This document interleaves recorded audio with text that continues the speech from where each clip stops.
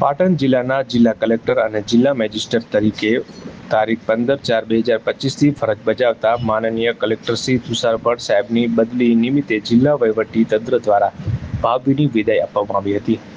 તેમના કાર્યકાળ દરમિયાન સમયબદ્ધ અને પારદર્શક વહીવટ, ત્વરિત કામગીરીના નિકાલ તથા પ્રજાલક્ષી અભિગમના કારણે તેમણે જિલ્લામાં આગવી છાપ ઊભી કરી હતી.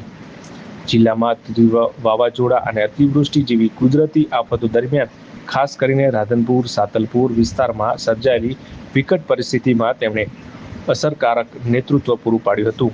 ઉપરાંત સુજલામ સુફલામ યોજના, ચૂંટણી પ્રક્રિયાનું સફળ સંચાલન સહિત અનેક મહત્વપૂર્ણ કામગીરીઓમાં તેમના માર્ગદર્શન હેઠળ જિલ્લા વહીવટી તંત્રએ સફળતા મેળવી હતી.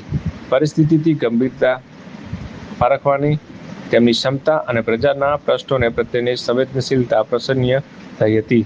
તે જ રીતે રાધનપુર ખાતે મદદનીશ કલેક્ટર અને સબ ડિવિઝન મેજિસ્ટ્રેટ તરીકે ફરજ બજાવતા શ્રી રાજેશકુમાર મૌર્ય IAS 2022 બેન્ચની સહ બઢતી સાથે પ્રોજેક્ટ એડમિનિસ્ટ્રેટ ટ્રાયબલ એરિયા સબ પ્લાન તાપી ખાતે બદલી થતા તેઓ પણ જિલ્લાને વિદાય આપી રહ્યા છે. હું જયપુર રાજસ્થાનના વતની શ્રી મૌર્ય સાહેબના તારીખ 2/9/2024થી જિલ્લામાં સેવા આપી રહ્યા હતા. તેમના કાર્યકાળ દરમિયાન અતિવૃષ્ટિ જેવી કપરી પરિસ્થિતિઓ તેમજ સુજલામ સુફલામ જેવી મહત્વપૂર્ણ યોજનાઓના અમલીકરણમાં તેમણે નોંધપાત્ર કામગીરી કરી હતી. તેમની કાર્ય પદ્ધતિ, જવાબદારી પ્રત્યેની નિષ્ઠા અને વહીવટી કુશળતાને જિલ્લા વહીવટીતંત્ર દ્વારા વિશેષ સરાહના પ્રાપ્ત થઈ હતી.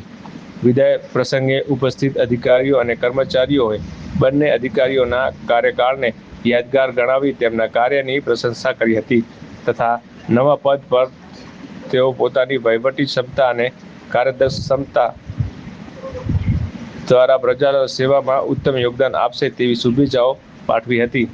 આ પ્રસંગે કલેક્ટર શ્રી તુષાર ભટ્ટ સાહેબે પોતાના જિલ્લાના કાર્યકાળના અનુભવો અને સમર્પણો વહેંચતા અધિકારીઓ તથા કર્મચારીઓને પ્રજાલક્ષી અભિગમ સાથે કાર્ય કરવાની પ્રેરણા આપી હતી. સાથે જ તેમણે સમગ્ર જિલ્લા વહીવટી તંત્રના સહકાર બદલ આભાર વ્યક્ત કર્યો હતો.